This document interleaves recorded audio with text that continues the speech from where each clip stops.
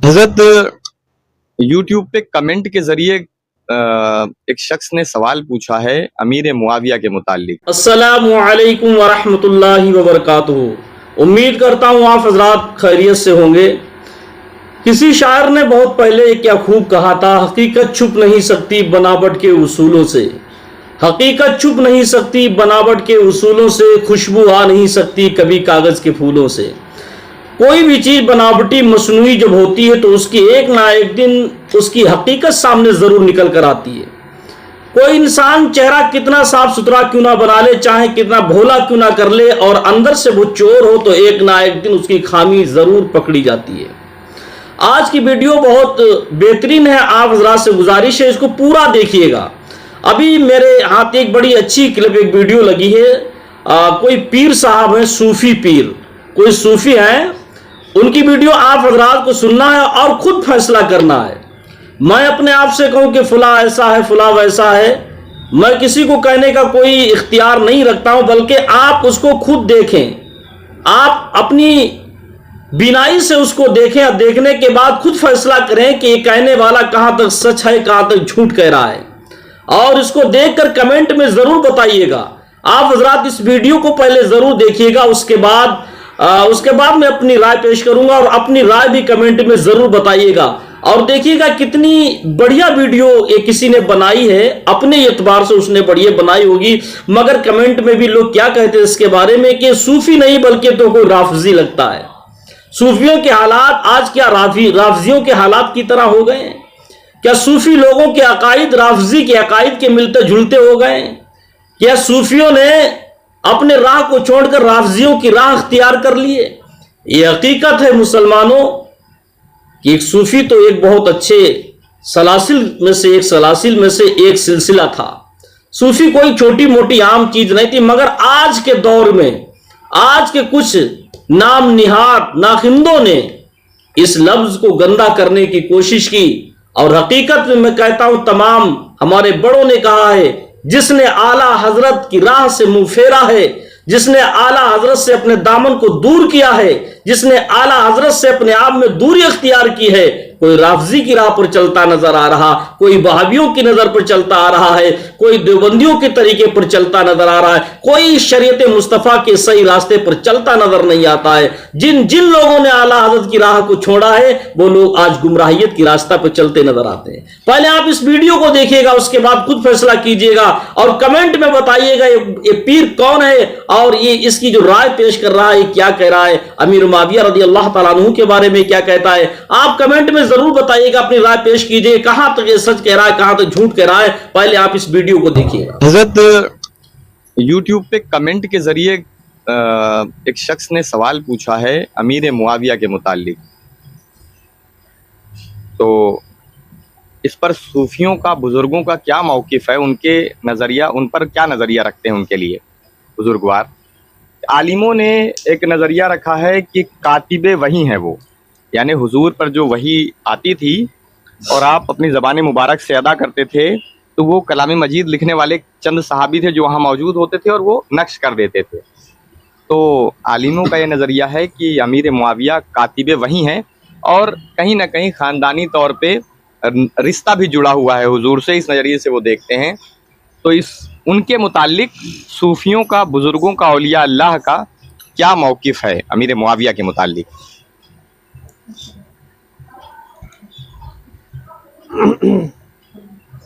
देखो, सबसे पहले तो ये जानना होगा, अल्लाह और रसूल के मामले में रिश्ते नहीं चलते हैं जी। किसके मामले में? अल्लाह और उसका रसूल, ये दो के दरमियान में कोई रिश्ता नहीं है। तुम्हारे बीवी बच्चे फैमिली परिवार वो अलग मामला है।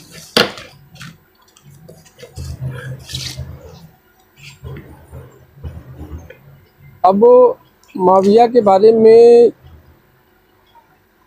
जैसे यूं कह लो, निकाह होता है, क्या होता है? निकाह, किसी औरत से निकाह करते हैं ना, कबूल है, क्या है? कबूल, मेन कबूलियत है। पूरी दुनिया के मौलाना आ जाएं और पूरी दुनिया के कुरान ले आओ, तो पढ़ पढ़ के निकाह करके बताओ, सिर्फ सामने वाला ना बोले, सिर्फ सामने वाला क्या कहे, लड़की हो या लड़का, सिर्फ ये कहे कि मुझे कबूल नहीं है। आप पूरा कुरान पढ़ के निकाह करा के बताओ कि पूरे दुनिया के आलिम या सारे औलियाए कराम आ जाए, सारे वली आ जाए, अल्लाह खुद उतर आए। कौन आ जाए? अल्लाह खुद उतर आए, उसी का बनाया हुआ कानून है, वो खुद आ जाए तो निकाह नहीं होगा। निकाह कब होगा? जब लड़का और लड़की कबूल करेंगे। क्या करेंगे? अब उसके बाद अल्लाह रसूल की पावर चलेगी। क्या होगी? अल्लाह का ही बनाया हुआ कानून है। क्या है? तो जैसे निकाह का मेन जो बुनियाद है वो कबूलियत है। क्या है मेन? क्या है? कबूलियत है। वो जो पढ़े जाते हैं आयत, दरूद सलाम, जो भी चीज़ें पढ़ी जा रही हैं, ये फॉर्मालिटी, एक कानून है।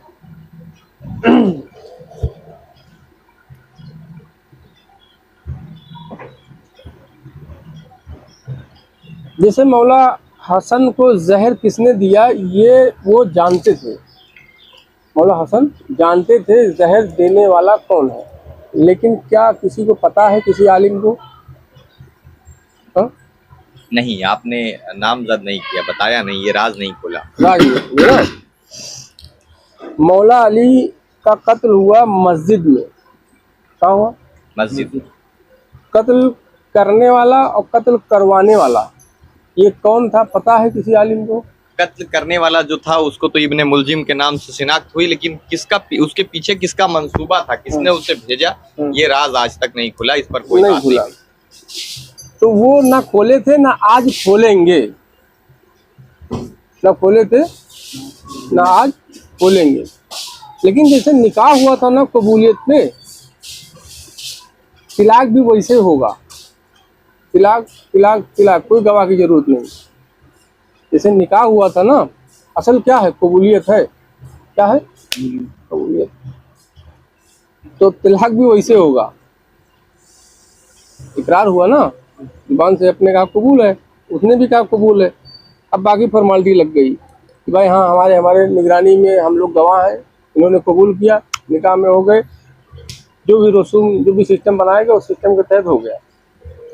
अब तिलाक के दरमियान, तिलाक के, अगर लड़के ने लड़की को तिलाक दिया तो तिलाक हो गया।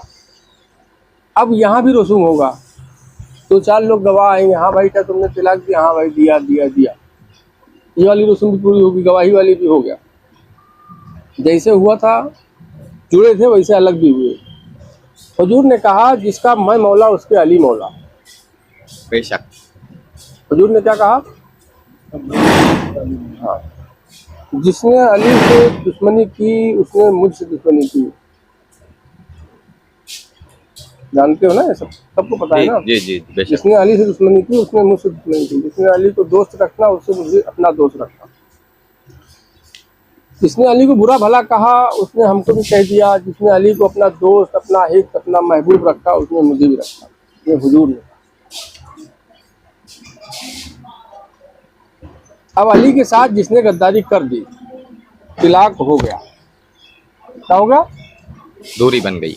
तिलाक। क्या समझे नहीं?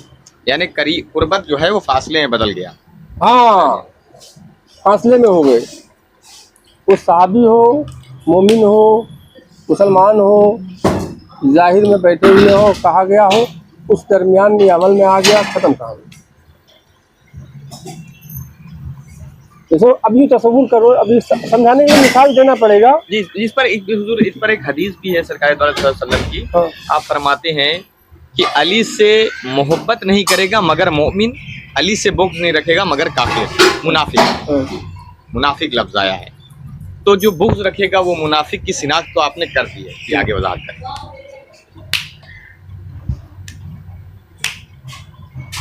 जिसे भी समझाने के लिए कोई पीर मुर्शिद, कोई वली अल्लाह बैठे हुए हैं।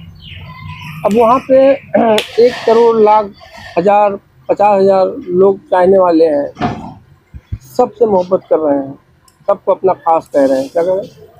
सबको, किसी को ऐसा नहीं कि तू खास है, वो सबको अपना खास कह रहे हैं, सबको अपना बनाए हुए हैं।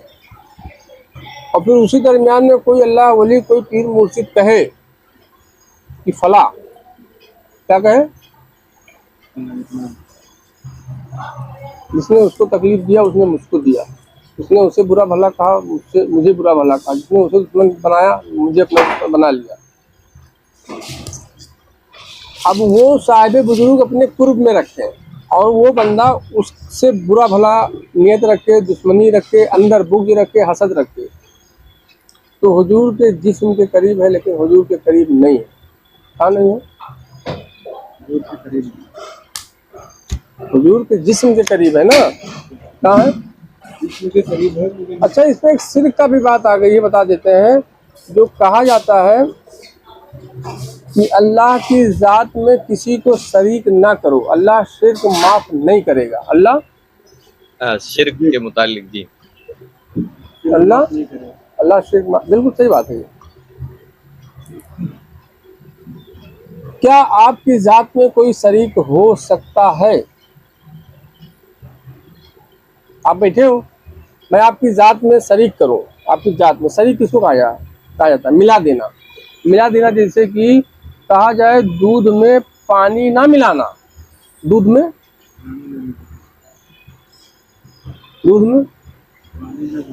तो ये अब कहा जाएगा शिर्क, यानी मिला दिया। क्या कर दिया? दूध में पानी ना मिलाना, तो दूध में पानी ना मिलाना, तो ये मिला दोगे तो ये शिर्क हो गया। क्या हो गया? इस पे कर सकते हो, दूध में पानी आप मिला सकते हो।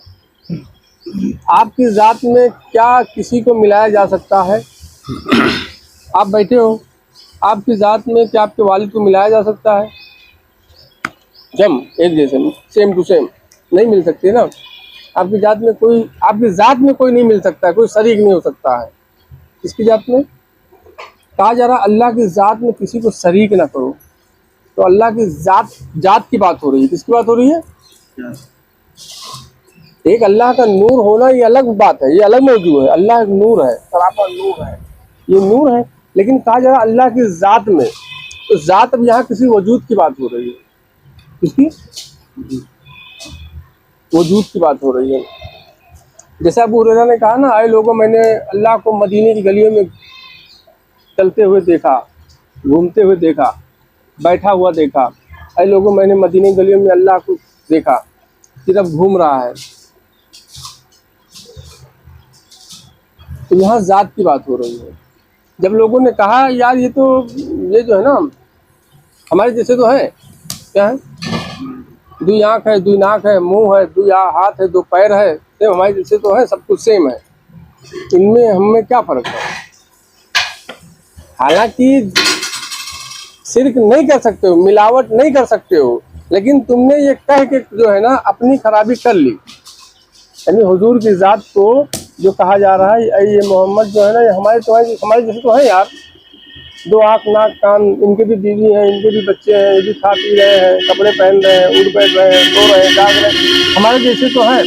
यहाँ आपने शिर्क किया, आपने अपने से तुलना की। क्या की? तो आपने इन पीर साहब की गुफ्तगू को सुना, और वाकई पीर साहब की बात समझाने का अंदाज कितना प्यारा है।